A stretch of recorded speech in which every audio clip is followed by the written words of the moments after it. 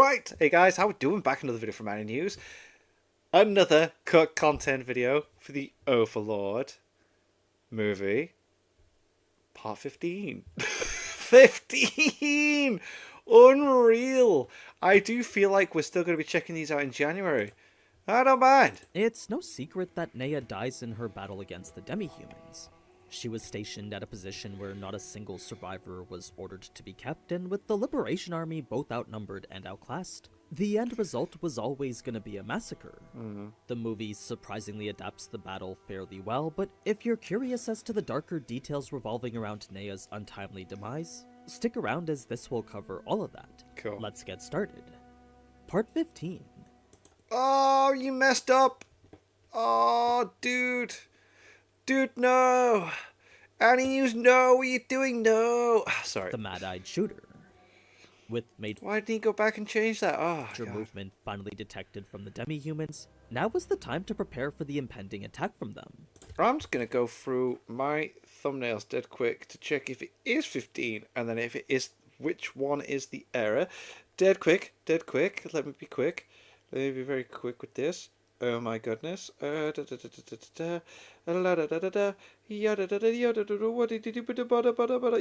is 15. Oh, God. Okay, right. Ah, dude. Remedios would be in the war room with 3 other paladins, determining how best to allocate their troops. It's pretty much what we saw in the movie, except prior to Gustav's arrival, there was a lengthy back and forth in how to approach the situation. Remedios might be skilled when it comes to tactics in battle, but for a situation such as this, finding a victory was difficult. So, from preemptive strikes to focusing on one gate then moving to the next, the disparity in numbers made any of her plans unfeasible. Top that off with Gustav coming in saying how the citizens wanted Ainz to fight, and you'd be surprised as to her true reason for denying even asking. Okay. You see, as much as Remedios would have liked for Ainz and Jaldaboath to take each other out, it's not like she wanted Ainz to lose. So, if Ainz said he needed time to recover his mana, then that was time she wanted to give him. Interesting. So she's not a complete and utter bitch. She's just kind of a bitch. Whatever he needed to fight at full power, Remedios was willing to provide. Turns out the nobles had even offered a lofty sum to Ainz directly, but despite the sizable amount of it, Ainz would still refuse. It was an outcome Gustav knew he couldn't let slip to the public, at least not if he wanted the morale to stay at the level it was. When the topic of Lady Kalka came up after, there was a bit more as to why the people might see Ainz as their ruler. You see, even if the queen did somehow come back, the fact remained that it wasn't her who had saved them. Sure, the paladins were here fighting on their behalf now, but if Ainz was the one providing the most success in defending them, then the question of who they trust more was a simple one to answer. That being the case, if the population's devotion came down to who was the best guarantee of safety, choosing Ainz was all but natural. It was a tough notion for Remedios to wrap her head around, so much so that she would actually break down into a little fit of rage. She would slam the table with enough force to break right through it. Damn. I mean, it's one of those, isn't it? It's like the whole like the light and these Ainz is like the thing that they've been brought up to like taught to not be cool with, and this is the thing that's like helping them. And now she's like, I actually don't want him to die, and she's like, what the fuck's going on? Showing just how strong and passionate she was. Still, that didn't change the fact Ainz had saved the people from their suffering, and that was a truth Remedios would have no choice but to accept. Yep, she has to. Yeah. So, no matter what they did, Ainz's actions had already grasped the full support of the people. In fact, based on what the paladins were hearing around the city, there was even the chance the country could split because of him. Should Ainz choose to declare this city as part of his own nation, not only would no one be able to stop him, most people would actually be in support of it. The neighboring countries likely wouldn't do anything either, as to make a move on the Sorcerer Kingdom was far too dangerous for them. Besides, by expanding its territory, the Sorcerer Kingdom would only be spreading its defenses thinner, an outcome most other nations would find quite favorable. So, when it came down to it, Remedios needed to understand that people would rather be safe within an undead's nation than struggle in one where they couldn't be protected. That's not to say the situation wasn't salvageable, but for their nation's supposed enemy to end up as their savior, that only makes said enemy look even better. Their only choice then was to do things themselves, so they would choose not to inform the people that Ainz wouldn't be fighting alongside them, then fend off the demi-humans without him. Their hopes were to show the people the Holy Kingdom was strong enough to defeat their enemies without a foreign power. This brings us now to Neia, who was currently running to her position on the West Gate.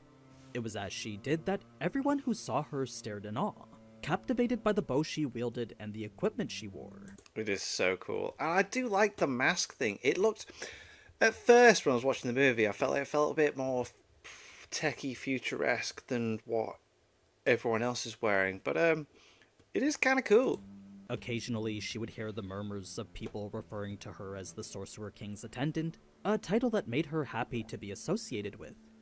Now, with most of the demi-humans amassing by the West Gate, 80% of all able-bodied soldiers would be stationed there. The other 20% would be sent to the East Gate, while the women, children, and elderly would be stationed as scouts on the northern and southern walls. Remedios would be the one in command at the West Gate, while Gustav would be in charge of the East. Caspond was the commander-in-chief, but he was holed up deep into the city. Neia's position brought with it quite a bit of anxiety, since knowing just how strong the demi-humans were, it wouldn't be hard for them to just break the gates down. And should the enemies flow through such an opening, then Neia knew it would be impossible to fight back.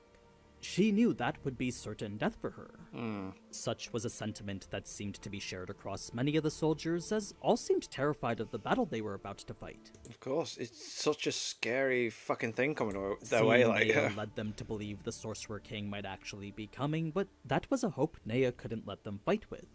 In fact, that hope was a tool her superiors seemed to want to take advantage of, since the moment Neia made a move to head to her position at the center of the wall, an order from the top would have her stay put. At first, Neia wasn't sure why they wanted her to do that, as the place she was in now was very crowded. There was lots of back and forth traffic, so to her she felt she would just be in the way. It was when Neia finally asked the question of why that the question would be answered by the actions of those around her. You see, everyone who recognized Neia knew her as the Sorcerer King's attendant. This in turn brought their morale up and even triggered some excitement. Okay, makes sense. Yeah, alright, cool. Likely because she was a sign that the Sorcerer King would be coming. Since none were aware False hope. he wasn't yet, Neia was the symbol of hope these soldiers needed. I mean, many even thought she was from the Sorcerer Kingdom herself, so that alone put her on a pedestal above them. It was when some soldiers came to ask her about His Majesty that her superior's attempt to stop the discussion made it clear what they were trying to do with her. Neia, however, would have none of it, and instead would answer the soldiers' questions truthfully, eventually making it clear Ainz wasn't going to be there to save them this time. Okay. What Neia expected was anger and uproar, but instead the sentiment she was met with was approval. Because Ainz had made it clear he needed his mana to fight Jaldaboath, everyone understood why it was he wasn't participating. Right, they're like, right, we need to hold these off so that we can protect the guy that's gonna end up saving everybody in the grand scheme of things. They felt everything he'd done so far was more than enough. So, with new resolve to fight for themselves, Neia and the others would take their positions. They would have enough time to gulp down one last meal before the fight, a cold mush that was once hot milk mixed with barley. It wasn't the greatest motivator to know this could very well be their last meal, but filling their stomachs was essential to surviving at all. The gruel wasn't the only reason for such a downcast attitude, as with many of the soldiers being former prisoners of the demi-humans, the thought of being subjected to that again left them devastated. There was a distinct fear amongst them that made Neia ask what would His Majesty do. Neia knew she would never be able to replicate him, but at the same time she also felt that she didn't need to. Reason being that, despite the dire situation, the soldiers still hadn't given in to despair yet. And that was all because of what Ainz had done earlier. After mentioning to the survivors that he too would lose everything in the face of a greater power than himself, they understood that even he carried the same resolve that they did. So, if even the great Sorcerer King had an intense drive to protect that which was important to him, those who had to fight knew that they should too. It was a clear message that Neia felt was the only reason the army hadn't collapsed in on itself yet.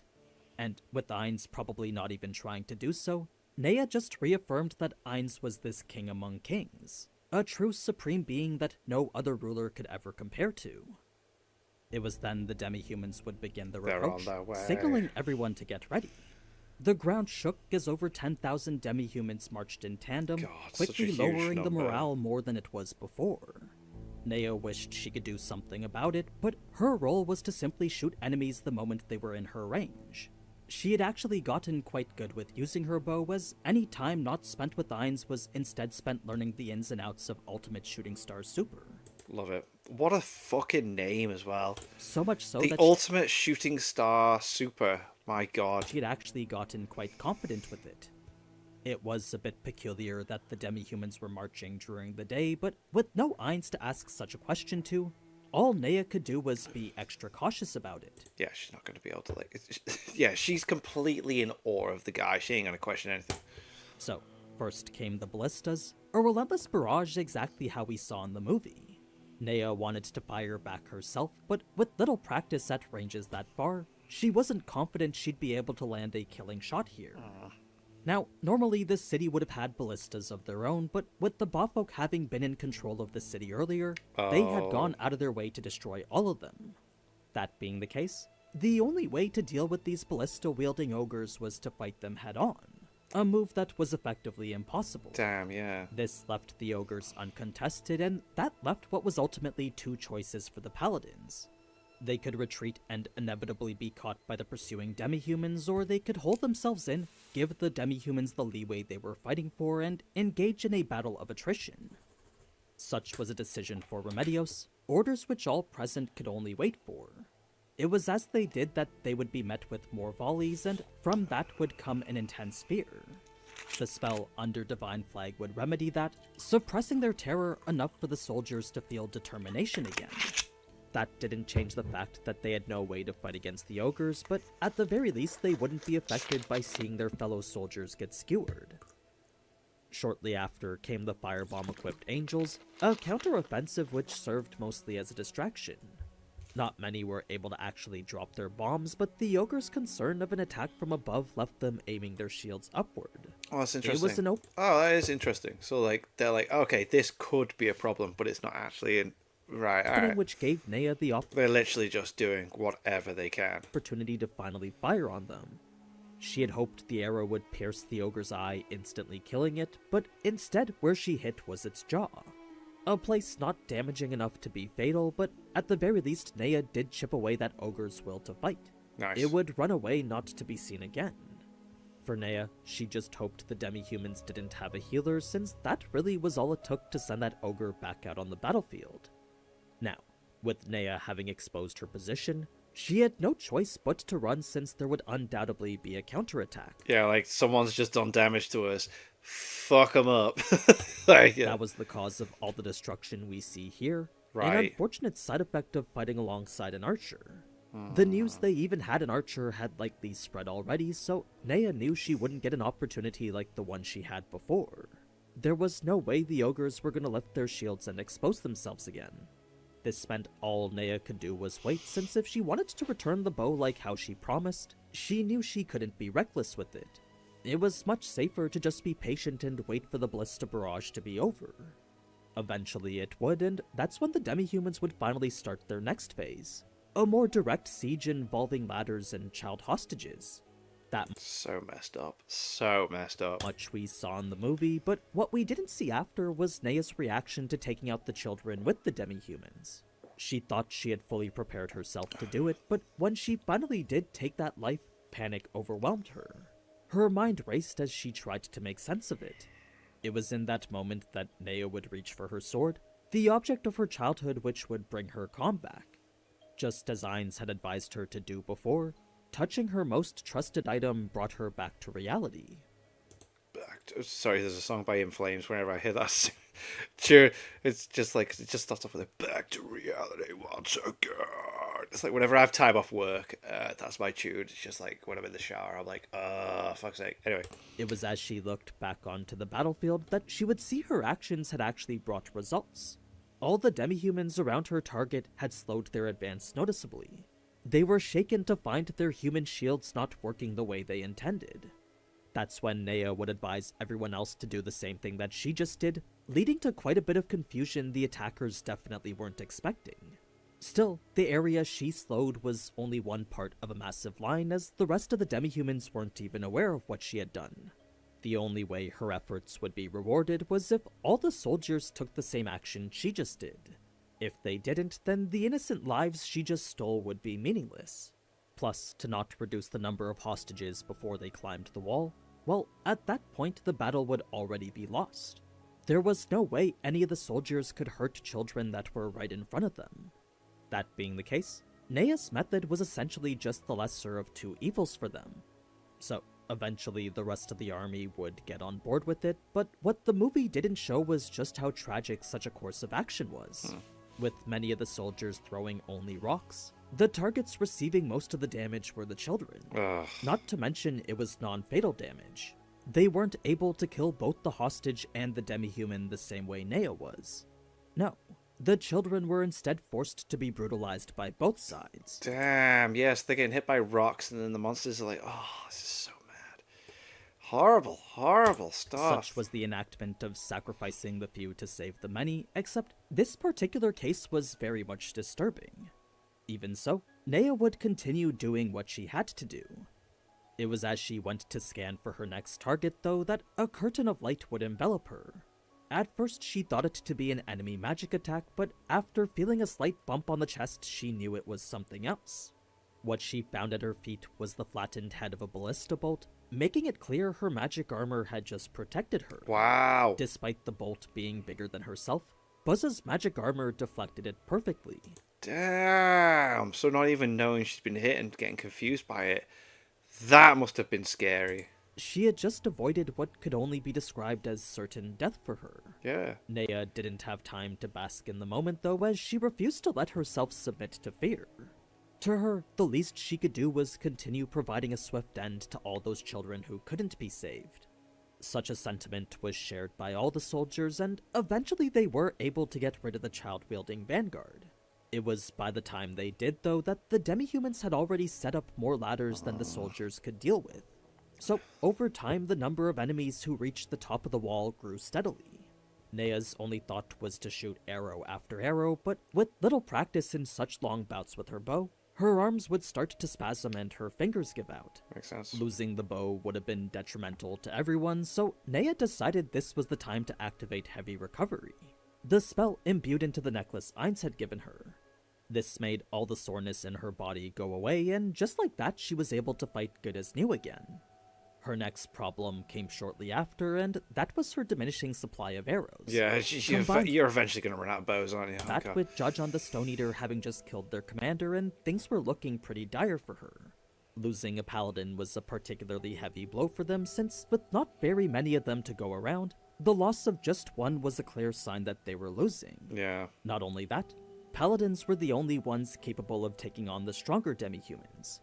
Surprisingly, this was of no concern to Neia, as the only thing she could think about was finding more arrows. She would eventually spot a soldier who did have some, but what she thought was another archer who she would have fall back, it was instead a corpse with half their face missing. Damn. It was then that Neia finally took in all the death around her, registering for the first time just how gruesome it all was.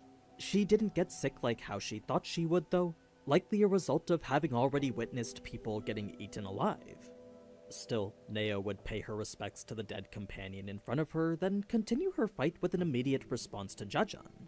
Her proclamation after left her both unheard and a little bit embarrassed, but it wasn't entirely ineffective. The demi-human's aggression had clearly lessened. Neia would then enter the equivalent of the zone from Kuroko no Basket and reach a level of mastery with her bow that was approaching her father's.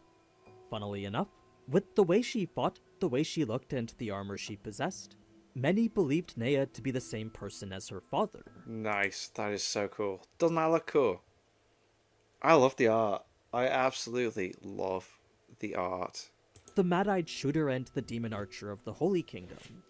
Neia knew they were mistaken, but after single-handedly taking down an entire squad of terror poses with terrifying precision, Neia was starting to believe it too. The way she was fighting wasn't human. Unfortunately, this state of hyper-focus wouldn't last forever, and as her concentration waned, so too would Neia's ability to fight. She would get her arm cut and lose portion of her ear, but even then the demi-humans were still cautious in how they engaged. In the end, the final face-off would be 6 humans against 34 demi-humans. Jesus. Before, there were at least 20 citizen soldiers fighting to protect Neia, but now this was all that was left. The reason the soldiers were even fighting to protect Neia is because her actions before resulted in their lives being saved. After It's like, keep it going as long as possible, innit? Yeah. having killed Jajan and reversing the momentum, the demi-humans stopped rushing their position like they were before. It had granted time and space so the other soldiers could fight back. Seeing as how Neia wasn't able to use her bow anymore, though, the remaining soldiers felt she should just run. One in particular had a daughter the same age as Neia, so for him, he couldn't bear to see the death of someone as young as her. Damn. Plus, with Neia's skill with the sword subpar at best, what really could she even do in this situation? Neia couldn't bear to abandon the kindness these soldiers showed to her, though, so rather than run like how Ainz suggested, Neia decided fighting to the end would send a stronger message than returning Ainz's bow to him. She wanted to show him that not everyone in the Holy Kingdom was like the Paladins. She wanted him to know that there were people willing to repay kindness with kindness. So, as she charged forward, striking down any demi-human she could, eventually her and the soldiers alongside her would get overwhelmed. It was only a matter of time before she was the last one standing, and with demi-humans approaching from all sides, that's when Neia knew her time had come. She knew this was going to be the result all along, yet for some reason, now that it was here, she was terrified.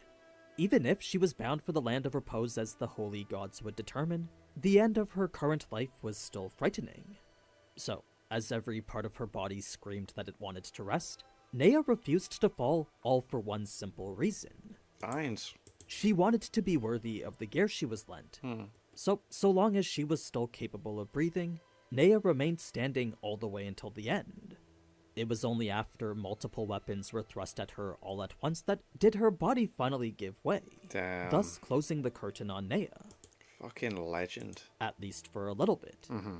In the movie, Ainz resurrects her right away, but in the novel we actually get that whole scene with Remedios first. Oh, okay. That's what we'll talk about next episode, though, so if you like this one and want to see more, then There's consider more. leaving a like and It's subscribing. unreal. I've also been mixing it up with the content for a bit, so if you want to see Easter eggs in Isekai Quartet Oh, shit, or yeah. some news on Yojo Senki, Oh, I might check that out. then feel free to check out these videos too. But anyway, until next time, ciao. I mean, if I watch Isekai... Is it out? Is it... Oh, I'm so confused. I'm so behind. Isekai Quartet Season 1 and 2 were so boss. So, yeah, I might just cheekily sneak in and see what he's talking about. What is the English name of that? Oh, the Isekai up. Anyway, I was excited to see that as well. But yeah, god damn. We are on 15 episodes of cut content for Overlord movie. That's unreal. We checking these out as long as they're coming out. We're doing them. We're doing them. Because I love it. I love it. Because I loved going to the cinema to see that film. I thought it was fucking cool. And I've not read the original source material. So, no clue. Yeah. Thanks for watching.